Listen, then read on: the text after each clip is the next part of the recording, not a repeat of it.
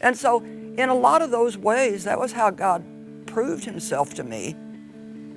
Because if God didn't give us what we needed, we had no way of getting it. Right. You know, so we literally lived on those little miracles from God. And that's why I'm not afraid now about the money that we need to have every month to do what God's called us to do on television. You know, there's no point in trying to believe God for some great big thing if you don't even know how to believe God for something little. Yeah. Some of us grew up in this. Yeah. There's some people that this is generation 1, 0. They came from horrible situations, and like you did, God had to reach down, Joyce, and really just start developing you as a person. Oh, yeah. From scratch. I mean, I was the least likely person in the whole world to be called to do what I was doing. The only thing that I really had going for me was I really did love God, and I really could talk. I just needed to learn how to talk the right way. Yeah. And really, when I look back, what I've done, but I know I haven't done it without God, it's impossible. Yeah. Yeah. There's no way that I could be on TV in 2/3 of the world in over 100 languages and sit here and say we have no debt Yeah. if it wasn't God. Yeah. I mean, it's not possible. I mean, in the natural, I'm not even that smart. So it shocks you. Yeah. It shocked Papa and Mom when we looked at TBN and just went, what in the world happened? That's Yeah. just impossible what God has done. But you were usable and you were afraid, but the fear of the Lord was greater than your own fear. Oh, yeah, and that's exactly Good. right. My fear of disobeying God, and I wasn't afraid like he would hurt me. I didn't want to disappoint him. Right, exactly. See, when you really love God, Yeah, you I don't mean, wanna really embarrass love him, him, you know. then Yeah. Jesus said, if you love me, you'll obey me. Yeah.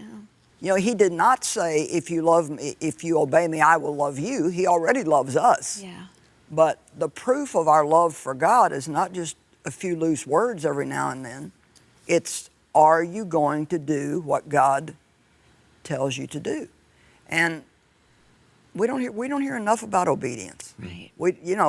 Sadly, a lot of people don't even like those kind of messages anymore. Yeah. You know, even as an author, and I understand our publishers need to do this, but I get every title has to have a promise in it. Oh my goodness. You know, it's like if you're not promising the reader something, then they're not going to read your book. My goodness. And I just wish that, I wish you could write a book on dying to self and people would buy it, or on the reverential fear of God. Right. And people would just buy them in droves, because the things we really need, Yeah.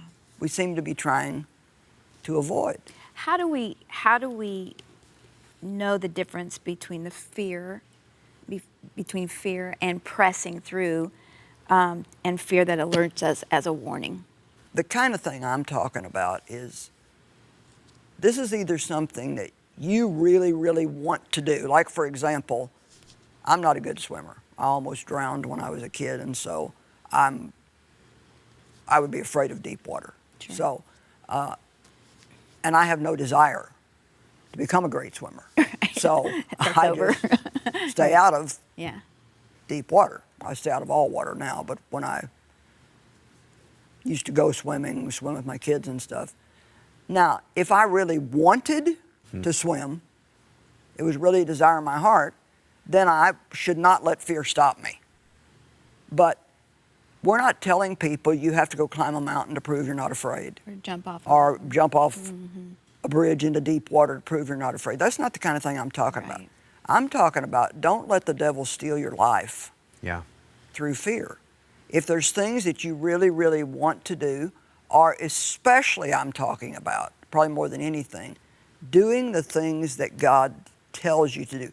Talk about giving. How many people know that God wants them to give something away or to do something for somebody else, but they're afraid that their needs won't be met, and so they won't do it? I think everybody has to start giving, doing it afraid. Right. You know, because the principle makes no sense. It's like, if you want more, you got to give away some of what you have. It's totally upside down from anything you've ever been taught in the world. I used to have so many fears concerning money because I'd always had to take care of myself. My parents really, they fed me and they bought my clothes, sent me to school, but I mean, my dad wouldn't buy my school pictures, he wouldn't buy my school ring. I mean, anything that I wanted, I had to do for myself. So when Dave was working, I stayed home for a few years when the kids were little, and he got a bonus, a Christmas bonus every year at work. And let's just say it was $1,000. I mean, it wasn't a ton of money, but it was a lot for us. Well, we would put that right in the savings account. And man, I depended on that savings account. And see, this is where we get into trouble, when we start depending on what we can do instead of depending on God. And every time something happened where we had to use some of that money, I would just get in a fit. I mean, I would just be, never fails. And Dave got so tired of hearing that, he told me one day, he said, God is not going to bless us until you stop depending on that little bit of money we've got in savings. Well, I got mad and went, took the money out of the bank and spent it all. I said, okay, well, we'll just see what God does. And sure enough, he was right. You know? You can't have a backup plan and also have God's plan. My goodness. I'm not suggesting we don't save money. We save money now. Right. I think it's wise to save money. But I was doing it out of fear. Yeah. You know, you were talking about being frugal. Well, I was way beyond frugal. Yeah. And God had to tell me one day, he said, you have a cheap spirit. Some of it wasn't wise. I mean, I would drive all over town trying to get a discount on a pair of shoes, and I would spend more in gas and time than I would have spent if I would have paid the extra. So your thinking can get really messed up when you get over into that too far. And I mean, big steps of faith for me was like, I mean, God challenged me to go in a store where I knew it wasn't a super expensive store, that I could probably afford most anything in that store, and challenged me to find what I wanted and go to the counter with it without looking at the price tag. My goodness. Because I always shop by the price tag. And no matter, I mean, if I loved it and the price was more than I thought, I wouldn't buy it. So I didn't buy what I wanted. Wow. You know, I wouldn't let God give me the desires of my heart because I was afraid to spend the money. Well, you know, I respect money. I don't think we should expect money if we don't respect money. Yeah. And so I respect money and I don't waste money. But if I can afford something and I really, really, really want it, and I feel like it's okay, I don't get a check about getting it, then I'll go ahead and get it. Because what good is it going to do God to give you money if you're going to refuse to use any of it for enjoyment? God wants us to enjoy our lives. That doesn't mean you should have everything you want, but I mean, I had so many fears back in those days, and I had so many miracles.